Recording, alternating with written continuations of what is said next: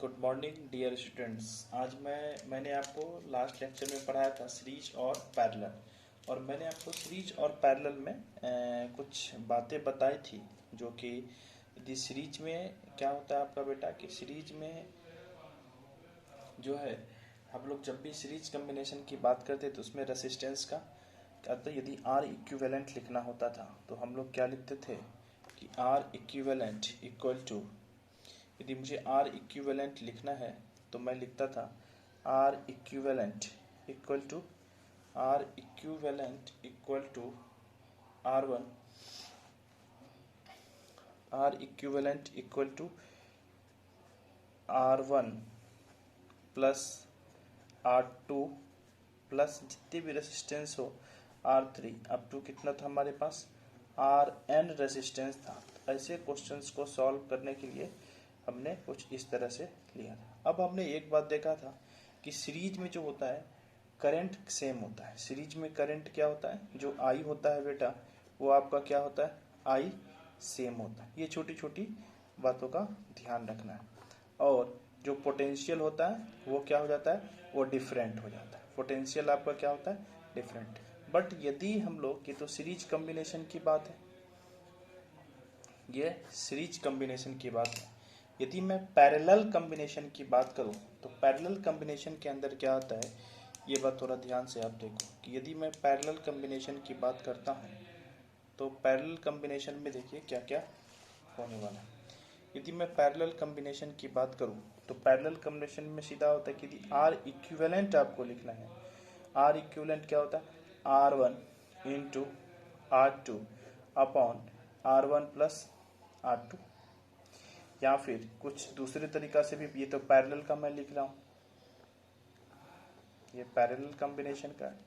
यदि मैं इन्हीं को दूसरे तरीका से लिखने का कोशिश करूं कि कुछ मैं इस तरह से भी आपको बताया था कि आर इक्विवेलेंट इक्वल टू होता है बेटा 1/R1 plus 1/R2 plus up to 1/Rn तक। इस तरह से भी आप इसको लिख सकते हो या सॉल्व कर सकते हो। पर ध्यान ये रखना है हमें कि जब मैं ऐसे क्वेश्चंस को सॉल्व करूं तो ऐसे क्वेश्चंस को सॉल्व करने के लिए हमें सबसे पहले आइडेंटिफाई करना होगा कि जो भी रेसिस्टेंस है वो सीरीज में है या पैरेलल में। या फिर मैंने आपको ये भी बताया था कि कुछ प्रॉब्लम्स मैंने ऐसे बताए थे, यदि मान लो कि यह एक रेसिस्टेंस है जो R1 और दूसरा रेसिस्टेंस है, सेम रेसिस्टेंस मैंने लिया, रेसिस्टेंस मैंने सेम लिया, एक आर वैल्यू दूसरे की भी आर वैल्यू। यदि मैंने आपको बताया था कि यदि रेसिस्टेंस सेम में हो और पैरेलल हो, आंसर लिखने के लिए किसी एक रेसिस्टेंस का हाफ कर लो R/2। यदि मैं इन्हीं का दूसरा एग्जांपल आपको लेके सॉल्व करके दिखाऊं कि यदि मैं यहाँ पे मान लो बेटा कि यदि मैंने माना कि एक रेसिस्टेंस कुछ इस तरह से, एक ओम मैं बता रहा हूँ कितने इतने ओम का है, यह है 6 ओम का, और ये भी कितने ओम का है बेटा 6 ओम का। अब यदि इनमें पोटेंशियल डिफरेंस लिखना हो तो हम लोग इसमें यदि आर इक्विवेलेंट आपको निकालना हो तो आर इक्विवेलेंट कितना आएगा। तो यदि मैं आर इक्विवेलेंट की बात करूं तो आर इक्विवेलेंट जो होगा, मैंने क्या बताया था, सेम रहने पे और पैरेलल में हो तो उसका क्या कर दो आप आधा कर दो। ये आधा कितना हो गया 6/2 मीन्स कितना 3 ओम। और यदि आप इस मेथड से भी सॉल्व करोगे 1/R इक्विवेलेंट तो 1/R1 सबसे पहले तो करंट यहाँ से आ रही है तो करंट दो पार्ट में डिस्ट्रीब्यूट हो जाएगी, और करंट जैसे डिस्ट्रीब्यूट होगी तो क्या लिखेंगे 1/6 प्लस कितना 1/6, और जैसे ही आप इसको सॉल्व करोगे, सॉल्व करने के बाद आंसर कितना आएगा 3 ओम। या फिर आप इसको दूसरे मेथड से भी सॉल्व कर सकते हो, आर इक्विवेलेंट इक्वल टू, यदि मैं आर इक्विवेलेंट इक्वल टू बात करूं तो क्या हो जाएगा R1 into R2 divided by R1 plus R2, और R1 इंटू R2 कितना है 6 इंटू 6, और 6 प्लस 6 सॉल्व करोगे 3 सॉल्व करोगे आप तो आपको 3 ओम आंसर निकल के सामने आएगा। ये बात थोड़ा सा ध्यान रखना है कि हमें सॉल्व किस तरह से करना है। और मैंने ओवरऑल यही कॉन्सेप्ट आपको बताया था कि यदि मेरा रेसिस्टेंस, मान लो कि यहाँ पे 3 रेसिस्टेंस है, पहला, दूसरा और एक और रेसिस्टेंस है मेरे पास, वो बेटा है तीसरा। आप बोलोगे सर अभी तो मैं 10th पास करके आया हूँ, तो क्या ये मुझे पढ़ने की ज़रूरत है? बेटा होता क्या है कि यदि फिजिक्स में, आप ये नहीं है कि फिजिक्स पढ़ने के लिए आपका ब्रेन ना शार्प होना चाहिए। शार्प मतलब आप कोई भी चीज़ को लॉजिकली, कहीं से भी लॉजिकली आप सोच सकते हो। जैसे कि मैं यहाँ पे मान ले रहा हूँ कि ये एक और रेसिस्टेंस आप इसे ऐड कर सकते हो। मान लो कि मैंने इन्हें 9 ओम, और ये भी बेटा कितना 9 ओम, और ये भी कितना है 9 ओम का। ये सारे कितने ओम के 9 ओम के, ये भी 9 ओम के। और जब 9 ओम के रेसिस्टेंस है तो ब्रांच गनो कितना 1 2 और 3। तो जब इसका आर इक्विवेलेंट निकालोगे तो कुछ नहीं, जो सेम रेसिस्टेंस है और सेम रेसिस्टेंस के बाद जो 9 ओम है ना, उस 9 को एज इट इज रखो। और ब्रांच कितने, एक ब्रांच कैसे काउंट करोगे, 1 2 और 3, और इधर क्या करो 3 से डिवाइड कर दो।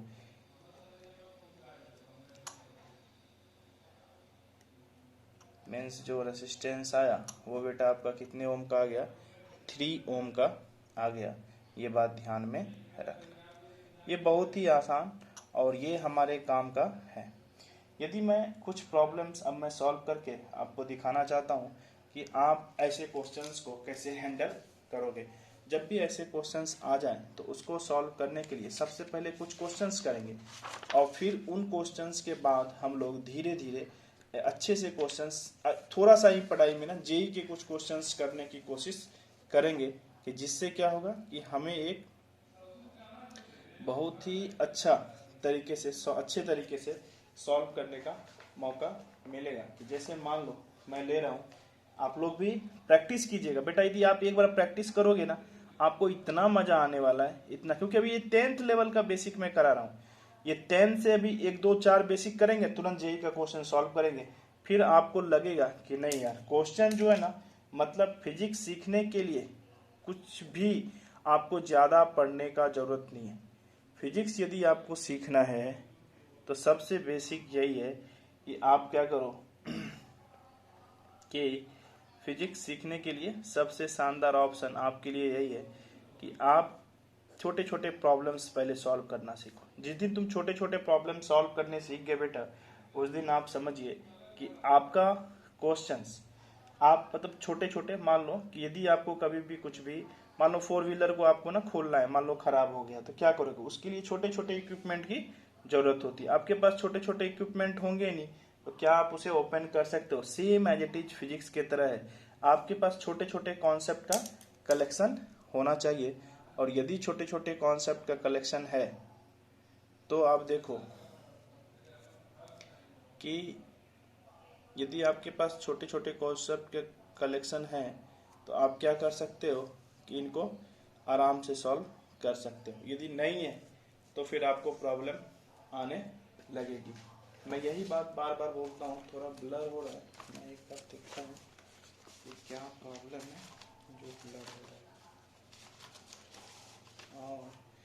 यदि यह ब्लर हो रहा है तो क्या रीजन है ब्लर होने का?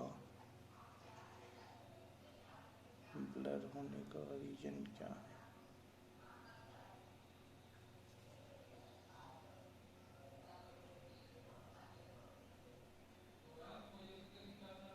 ब्लर होने का क्या रीजन हो सकता है, मुझे पता तो नहीं चल रहा है। मैं एक बार देखता हूँ।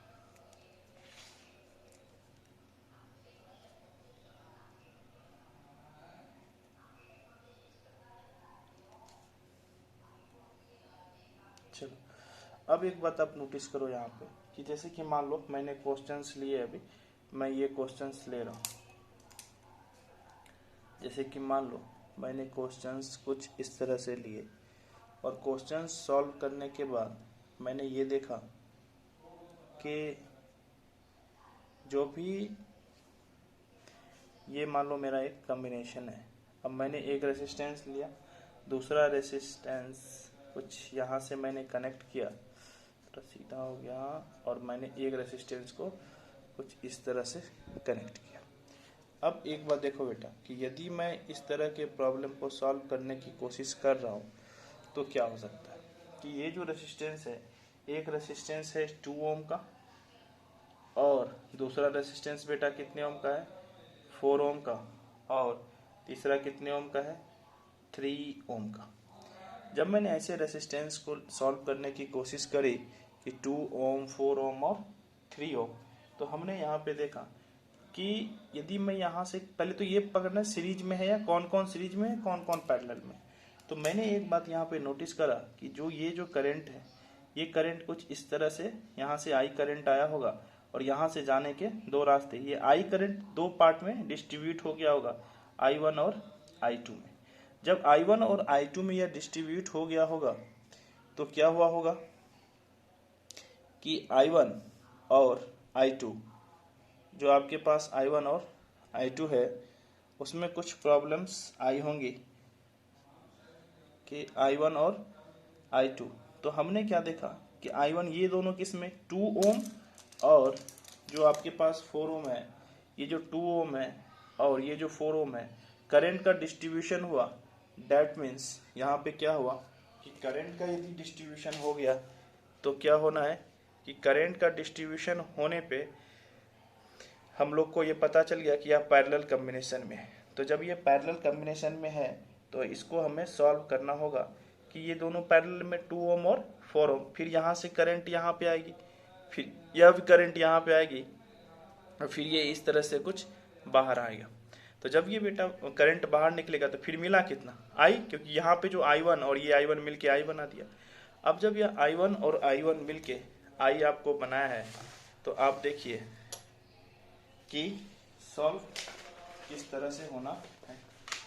थोड़ा सा प्रॉब्लम आ रही है वीडियो के अंदर में, अब मुझे लग रहा है कि अब सही हो गया कि अब यदि यह 4-1 और 4-2 की बात हम करें तो ये कितना हो गया बेटा, ये पैरेलल में है। तो पैरेलल कॉम्बिनेशन को सॉल्व करने के लिए हमें कुछ भी नहीं करना है कि एक बात ध्यान देना है कि पैरेलल का एक ही फंडा था आपके पास कि 1/R1, तो ये दोनों पैरेलल, तो 1/2 प्लस कितना बेटा 1/4। अब इनको आप सॉल्व जैसे ही करोगे तो सॉल्व आप करोगे तो क्या हो जाएगा, इनका एलसीएम कितना ले ले, 4 हो गया, एलसीएम कितना 4, और ऊपर कितना हो गया 2 + 1, और ये सॉल्व होगा तो ये ओवरऑल आंसर हमारे पास आ गया 3/4 ओम। जब ये बेटा 3/4 ओम आया है तो ध्यान से देखो ये सर्किट तो रिड्यूस हो गया, तो अब ये कैसा हो गया, कुछ इस तरह से। तो जब ये कुछ इस तरह से हो गया और फिर एक और क्या कनेक्ट है 3 ओम का, तो मैंने यहाँ से क्या लिखा कि ये जो है हमारे पास 3/4 ओम और दूसरा कितना है आपके पास 3 ओम। अब यहाँ से यदि आप करंट देने का कोशिश करो तो दोनों में करंट क्या होगा, सेम। तो ये कौन सा कॉम्बिनेशन हो गया, सीरीज कॉम्बिनेशन। 2 और 4 क्या था बेटा, 2 और 4 आपका पैरेलल था, और अब ये 2 और 4 पैरेलल, और यहाँ पे क्या हो गया 3/4 और 3 किस में, सीरीज में हो गया। तो 3/4 और ये कितना हो गया 3/4 और ये हो गया 3/4। इनकी यदि R इक्विवेलेंट निकालने की बात करेंगे, ये तो 1/R है, तो यदि R इक्विवेलेंट इनको निकालेंगे तो क्या आ जाएगा हमारा 4/3। तो ये जो 4/3 हो गया, 4/3, ये R इक्विवेलेंट आपका कितना मिला 4/3। तो जब 4/3 आपको सॉल्व करना है तो यहाँ पे क्या हो जाएगा, सॉल्व करने के बाद हमें ये मिला कि 4/3 + 3, 4/3 + 3 इक्वल टू बेटा कितना हो गया 4 + एलसीएम लो 3, 4 + 9 इक्वल टू कितना बेटा 13/, ये आपके क्या हो गए, इतने ओम हो गए आंसर। अब यहाँ से फिर हम लोग थोड़ा आगे सॉल्व करने का कोशिश करेंगे क्वेश्चंस को, एक और क्वेश्चन से लेके चलते हैं कि ये क्वेश्चंस को देखते हैं कि आप और हम कैसे सॉल्व करते हैं। क्वेश्चन ये है बेटा कि सॉल्व करने के इनके सबसे आसान तरीके यही है कि जब भी आप क्वेश्चंस को सॉल्व करो तो आप क्या देखो, आप ये देखो क्वेश्चन में सबसे पहले सीरीज और पैरेलल आपको आइडेंटिफाई करना है। तो मैंने माना कि यह एक एग्जाम्पल नंबर 2, मैंने ये माना कि ये जो आपका सीरीज है ये कुछ इस तरह से दो ब्रांचेज में डिस्ट्रीब्यूट हो गए हैं, कुछ इस तरह से पहला और दूसरा भी हमारा कुछ इस तरह से। अब जब ये दो ब्रांचेस में डिस्ट्रीब्यूट हो गए तो हमने क्या किया, फिर यहाँ से एक ब्रांचेस बाहर की तरफ डिस्ट्रीब्यूट किया, फिर हमने दूसरा ब्रांचेस कुछ इस तरह से बाहर की तरफ निकाला और फिर हमने इनको कनेक्ट कर दिया। अब इनमें ओम का डिस्ट्रीब्यूशन कर लेते हैं। सब कितने ओम का है बेटा, 12 ओम का, ये भी कितने ओम का, 12 ओम का, ये भी कितने ओम का, 12 ओम का, और यह भी कितने ओम का बेटा, 12 ओम का। जब ये सब 12 ओम में, तो सबसे पहले जैसे ही आप करंट दोगे, यहाँ पे आपने करंट दिया, ये 12 ओम और ये 12 ओम पैरेलल, और ये भी 12 ओम, 12 ओम क्या है, पैरेलल। हमने बताया था कि यदि सेम रहेगा तो आधा कर लेना, ये 12 ओम और यह भी 12 ओम है, तो यहाँ पे कितना हो जाएगा, इन दोनों को मिलके एक कोलैप्स कर जाएगा, एक बनेगा। तो हमने क्या किया, आज के इक्विवेलेंट मैंने 12 ओम, कितना बेटा, ये 6 ओम का हो गया। अब यहाँ पे देखते हैं ये भी कितने ओम का हो जाएगा, 6 ओम का हो जाएगा। अब देखो जब ये दोनों 6 ओम के हो गए, ओवरऑल कितने हो गए, 12 ओम। जब ये ओवरऑल 12 ओम ही क्या हो गया आपका, आर इक्विवेलेंट आंसर हो गया। ये आई होप आप समझ गए होंगे बहुत अच्छे तरीके से, जहां तक मुझे लग रहा है। एक और क्वेश्चन सॉल्व करने का कोशिश करते हैं। ये क्वेश्चन हमारे पास है कि कुछ क्वेश्चन जो है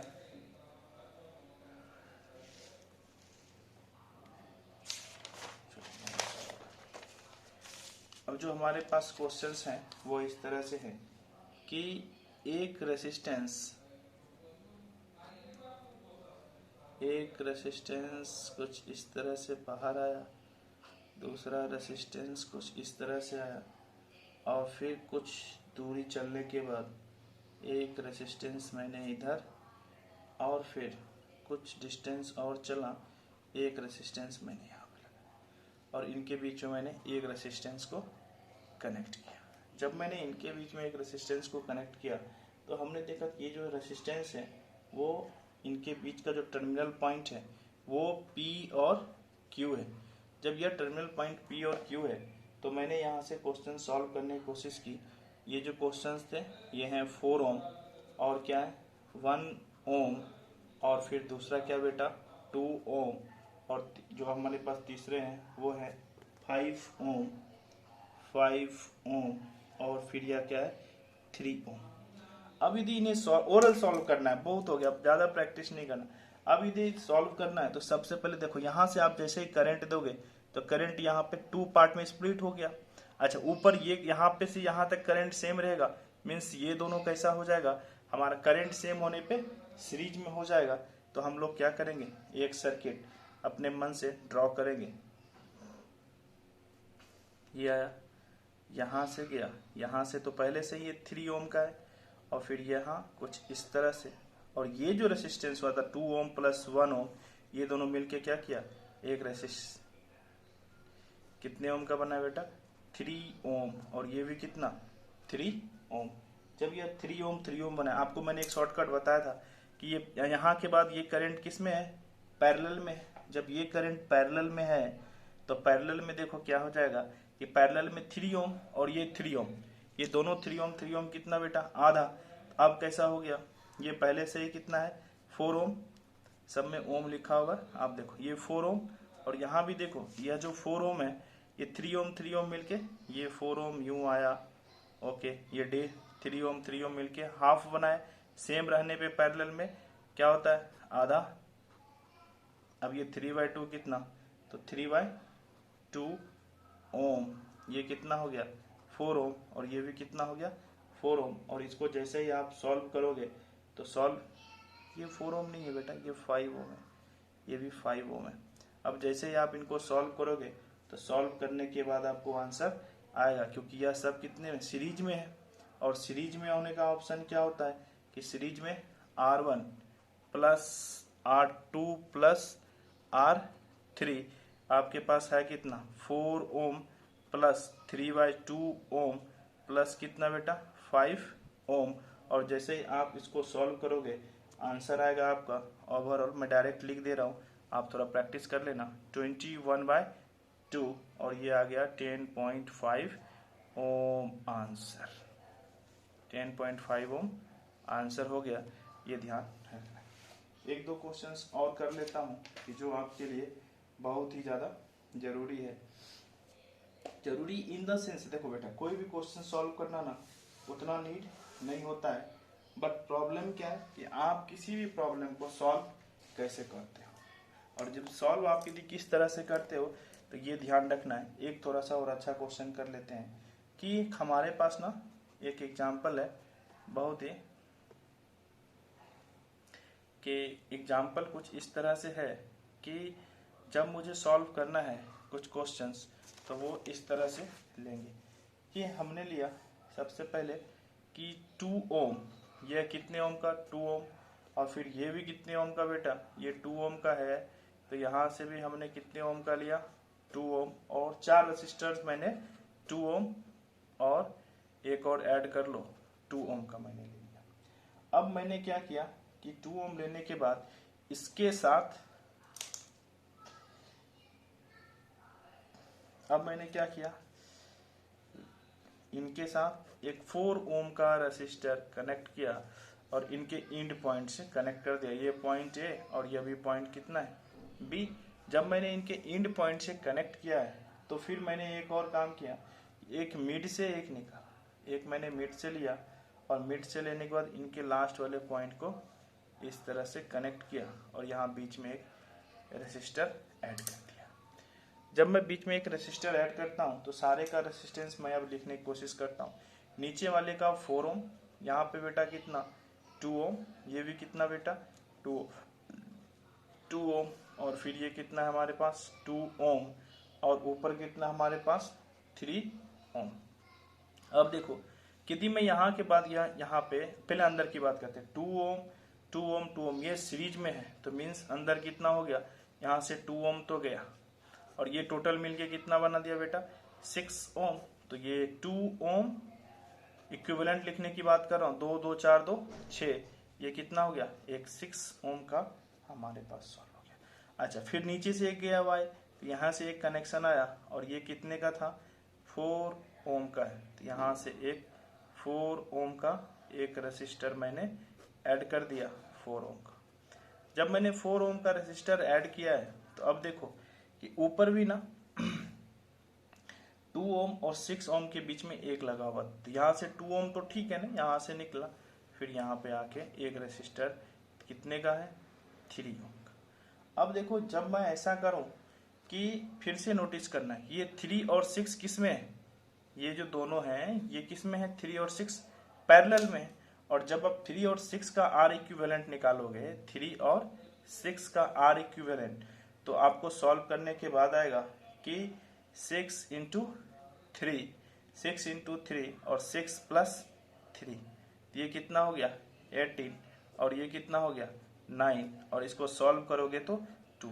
जब भी कभी भी आपको कोई पूछे 6 3 पैरेलल तो आंसर कितना आना चाहिए 2, 6 3 पैरेलल आंसर कितना 2, 6 3 पैरेलल आंसर कितना 2। आपको निकालने की जरूरत नहीं है, फास्ट करना है। तो हमने क्या किया, यहाँ पे ये दोनों सर्किट रिड्यूस हो गए, अब ये कितना बचा बेटा 2 ओम, और ऊपर कितना बच गया 6 3 मिलके कितना बेटा 2, और नीचे कितना आया है 4 ओम का रेसिस्टर आया।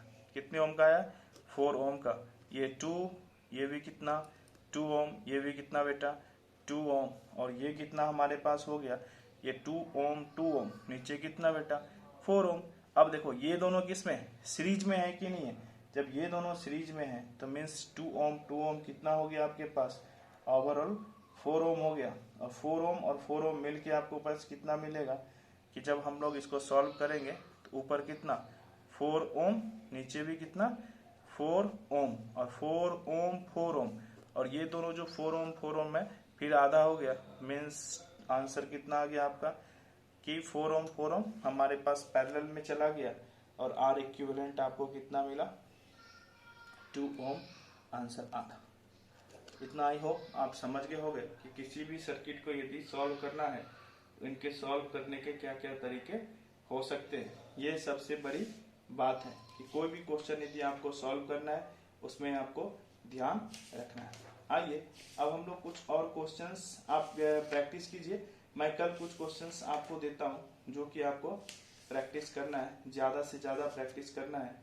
और मैं आज कुछ नया टॉपिक आपके सामने लाने की कोशिश कर रहा हूँ कि जो कि आपके लिए बहुत ही ज़्यादा उपयोगी है और बहुत ही ज़्यादा ऐसे टॉपिक में हम लोग देखेंगे कि सॉल्व कैसे किया जाता है, कि पोटेंशियल डिफरेंस वगैरह कैसे निकाला जाता है। तो वो पोटेंशियल डिफरेंस निकालने की हम लोग कोशिश करते हैं। कि सबसे पहले देखिए कि हम लोग जो बैटरी की बात करेंगे, किसकी बात करेंगे बेटा? बैटरी की। तो जो बैटरी है हमारे पास, बैटरी गिव्स क्या? Battery gives energy. ये जनरल टॉप। यदि मैं बैटरी की बात करूं, यदि मैं बैटरी की बात करूं तो बैटरी क्या देता है आपको? Battery gives energy. बैटरी क्या देती है आपको? एनर्जी देती है। और बैटरी एनर्जी देती है तो बैटरी का सिंबल कैसा होता है बेटा? कुछ इस तरह से, एक बड़ा वाला टर्मिनल लगा रहता है, दूसरा छोटा वाला टर्मिनल लगा रहता है। तो जो बड़े वाले टर्मिनल होते हैं इनको बोलते हैं हम लोग एचपी। क्या बोलते हैं? एचपी। और जो छोटे वाले टर्मिनल होते हैं उनको बोलते हैं एलपी। एचपी का मतलब होता है बेटा हाई पोटेंशियल। क्या होता है एचपी का मतलब? High potential. और यदि एचपी हाई पोटेंशियल होगा, एलपी क्या मतलब हो गया? Low potential. करंट का जो फ्लो होता है ना बेटा, वो हमेशा हायर टू लोअर होता है। वो हमेशा हाई से कहाँ पे? लो में जाएगा। जैसे आपके घर के पानी का टंकी है तो वहां पे कैसे फ्लो करता है? High to low. और ऐसा नहीं कि कभी लो से हाई जाएगा। और यदि पोटेंशियल, जो आपके घर में बल्ब जलता है ना, वो पोटेंशियल डिफरेंस के कारण जलता है। यदि पोटेंशियल डिफरेंस ही नहीं रहेगा तो आपके यहाँ करंट फ्लो ही नहीं होगा। और यदि करंट फ्लो नहीं होगा आपके घर में बल्ब जलेगा ही नहीं। अब सबसे पहले एक बात देखो कि मैं कुछ छोटे छोटे एग्जाम्पल लेके आपको मैं समझाना चाह रहा हूँ। कि मैंने लिया कि सपोज दैट, मान लो कि कुछ एक पॉइंट है ये कुछ इस तरह से ए, और दूसरा पॉइंट हमारे पास बी। अब ये जो ए और बी पॉइंट है आपके पास, ये ए और बी में क्या है, और इसका जो ये बैटरी है वी, हमेशा पोटेंशियल डिफरेंस को वी से दिखाएंगे, कुछ इस तरह के सिंबल से भी दिखाएंगे। अभी आप वी से ही जानिए। तो ये तो वी हो गया। अब यहाँ भी ए है और ये भी है। इसको दिखाने के लिए, ये भी एक पोटेंशियल डिफरेंस है और ये भी है, तो हम लोग इसको समझाने के लिए ऐसे बोलते हैं कि हाई, यदि बैटरी में एनर्जी फ्लो हो रही है तो कहाँ से? High to low. तो क्या हो जाएगा? वी ए, मान लेता हूं कि मैं यही हाई पोटेंशियल है तो V A minus V V equal to V. यही पोटेंशियल डिफरेंस, जो बैटरी का एनर्जी है उसका फ्लो का यही सिंबल। अब मैं ऐसा करता हूँ, एक और एग्जांपल लेके आपको दिखाने की कोशिश करता हूँ या सॉल्व कराने की, कि वो ये है कि मैंने क्या किया कि कुछ इस तरह से जो है वो एक टर्मिनल बड़ा वाला ले लो आप और एक छोटा वाला, इसको छोटा, ये छोटा वाला और ये बड़ा वाला। अब मैंने एक का माना 5 वोल्ट और दूसरे को माना, दूसरे का पोटेंशियल आपको पता नहीं है, इसको मैंने बी माना है। और ये जो डिफरेंस क्रिएट करेगा, अब आपको ये बताना है कि लो पे कितना था, हाई माइनस लो। अब एक बात देखो, आपको पता है लो पोटेंशियल, जिधर ये बड़ा होगा डंडा उधर की बात करेंगे, फ्लो इधर से होगा हाइयर टू लोअर। तो हाइयर क्या, इस वाले पोजीशन को बी, तो या वी मान लो, माइनस कितना 5V, और मेंटेन कितना कर रहा है बेटा 15 वोल्ट। अब जब भी आप मेंटेन करेगा, अब इसको सॉल्व करोगे तो वी इक्वल टू कितना, ये 15 और 15 और 5 कितना हो गया 20, ये 20 वोल्ट। वी कितना निकल के आएगा, यही इसका पोटेंशियल 25, ये 15 दे रहा है ना।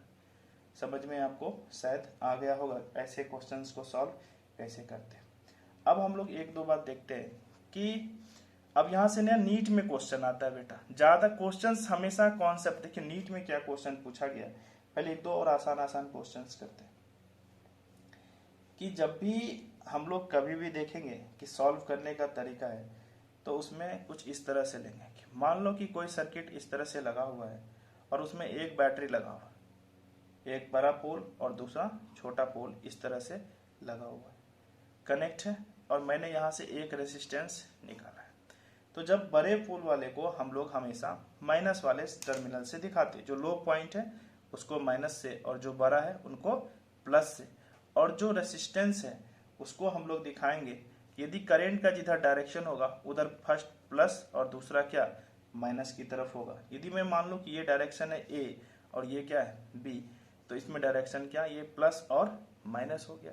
यदि मैं ऐसा कर लेता हूं कि अब मैंने क्या किया, फिर से टर्मिनल को यहीं पे रखा, एक को अब मैंने क्या किया बड़ा और दूसरे को छोटा कर दिया, और फिर मैंने इससे एक रेसिस्टेंस को बेटा कनेक्ट कर लिया। देखो आप दो समझो और नीट का क्वेश्चन फ्री में सॉल्व करो। और ये पॉइंट ए और दूसरा पॉइंट मैंने क्या माना है बी माना है। जब ए और बी मैंने सॉल्व किया, अब देखो अब मैं ये कह रहा हूं कि करंट का डायरेक्शन मैं इस साइड से दे रहा हूं।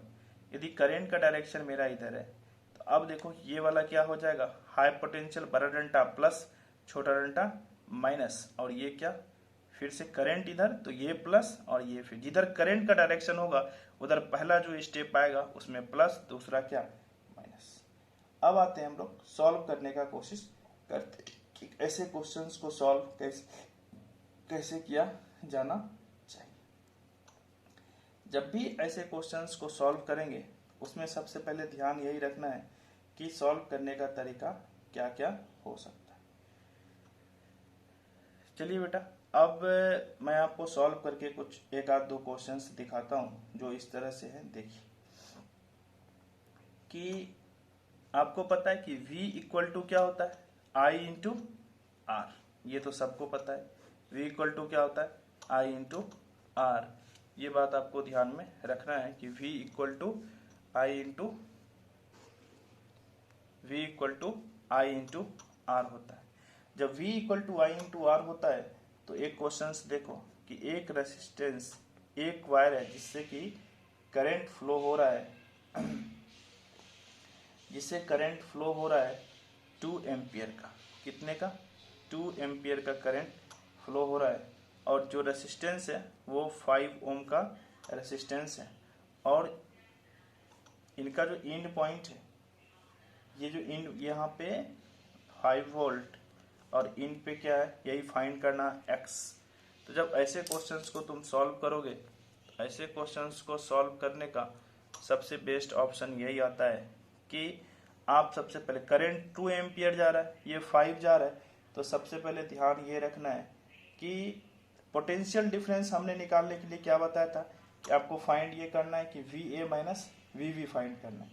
जब VA माइनस VB फाइंड करना है तो एक बात देखो कि यहाँ पे ड्रॉप कितना होगा, ये ड्रॉप पता करना है। तो V equal to I into R, तो देखो 5 वोल्ट तो ओके 5 वोल्ट तो अच्छी बात है, ये कितना है 5 वोल्ट है। दूसरी बात ये देखो कि 5 वोल्ट तो आपने लिखा, दूसरा क्या है हायर पोटेंशियल, इधर से आपने करंट का डायरेक्शन दिया 5 माइनस एक्स, और ड्रॉप कितना हो गया 5 इंटू 2, V इक्वल टू कितना होता है I इंटू आर, और I इंटू आर का मतलब कितना हो गया कि I इंटू आर में कितना 5 इंटू 2, ये कितना हो गया 10, नेट ड्रॉप कितना 10। अब यदि आप इसको सॉल्व करोगे तो सॉल्व करने के बाद आपको पता चल जाएगा कि कितना आएगा, तो 5 माइनस एक्स इक्वल टू 10 हो गया, और इसको उस साइड कर दो 5 माइनस 10 इक्वल टू कितना हो गया एक्स, और सॉल्व करके आप देखोगे तो माइनस 5 वोल्ट, मतलब करंट का डायरेक्शन क्या हो जाएगा अपोजिट हो जाएगा। ये ध्यान में रखना है, और हम नेक्स्ट लेक्चर में आपको समझाएंगे कि किस तरह से और आगे बात किया जाना चाहिए।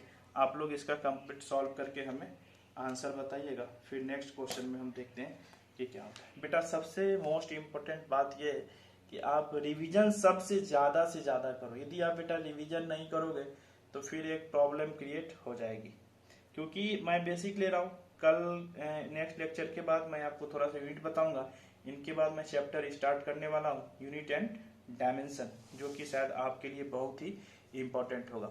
इससे पहले कि जो भी क्लास 11th में बच्चे 10th से 11th में पास करके आए उनके लिए सबसे बेस्ट ऑप्शन यही है कि वो ट्रिग्नोमेट्री का फॉर्मूला, अलजेब्रा का बेसिक फॉर्मूला और बेसिक चीजें जैसे मैं पढ़ा रहा हूँ वो कुछ कुछ छोटी छोटी बातें अभी मैंने अब ज्यादा जान के नहीं पढ़ाए कि शायद आपको लगेगा कि सर कहाँ से कहाँ ले जा, नहीं बेटा, एक्चुअल में कॉन्सेप्ट ये, एक्चुअल में फिजिक्स यही है।